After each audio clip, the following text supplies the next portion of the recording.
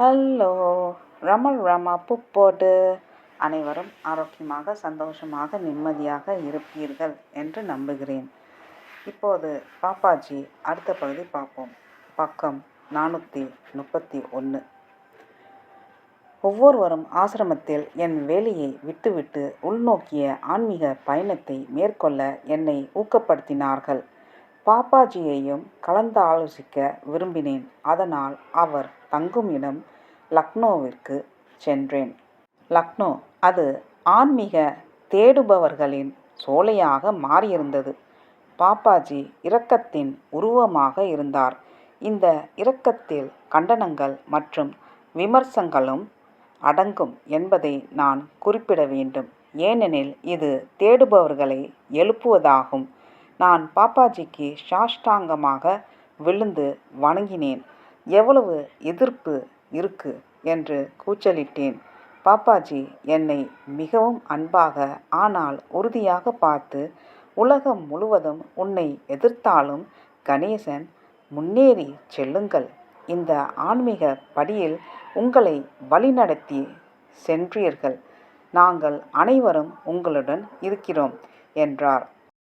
சுயத்தை தேடுங்கள் என்று கூறி என்னை அணைத்து கொண்டார். உள்ளே ஆழமாக மூழ்குங்கள். அந்த மௌன நிலையில் மூழ்கி நான் என்ற நிலையில் இருங்கள்.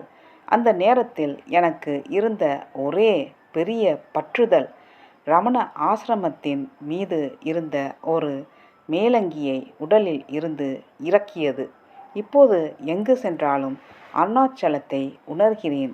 நான் எந்த நாட்டில் இருந்தாலும், எந்த நிலையில் இருந்தாலும், மகிழ்ச்சியாக இருந்தாலும் சரி, சோர்வாக இருந்தாலும் சரி, அந்த உள் அமைதி நிலை எப்போதும் இருக்கும். நீங்கள் உள்ளே திரும்புவதற்கு எந்தவிதமான தகுதியும் முதிர்ச்சியும் தேவையில்லை. உள்ளே சென்று நான் யார் என்று உங்களை நீங்களே கேட்டுக்கொள்ளுங்கள். பிறகு அருணாச்சலா உங்களை முழுமையாக கைப்பற்றுவார். 1990 இருந்து உலகை சுற்றி வர ஆரம்பித்த போது ஆசிரமத்தில் இதுவரை சந்திக்காத பக்தர்களை சந்தித்து தங்கினேன். அவர்களின் பல வீடுகளில் அருணாச்சலம், பகவான் மற்றும் பாப்பாஜி ஆகியோரின் 3 படங்கள் முக்கியமாக காட்டினார்கள். இந்த பக்தர்களின் பல பாப்பாஜி தங்களுக்கு உள்ளான நான் என்ற அனுபவத்தை அளித்ததாக கூறினார்கள். அருணாச்சலரின் நான் என்ற உண்மை உலகம் முழுவதும் பரவ வேண்டும் என்ற கட்டளை நினைவிருக்கிறதா? ரமண மகரிஷி தெய்வீகத்திற்கும் மனித நேயத்திற்கும் இடையிலான இணைப்பான குரு இணைப்புக்கு நீட்டிப்பு தேவைப்பட்டது மற்றும் நீட்டிப்பு பாப்பாஜி வடிவத்தில் தோன்றியது. ஆத்தர் ஆஸ்போன் மற்றும் பலர் நடித்த பாத்திரத்தை அவர் செய்தார்.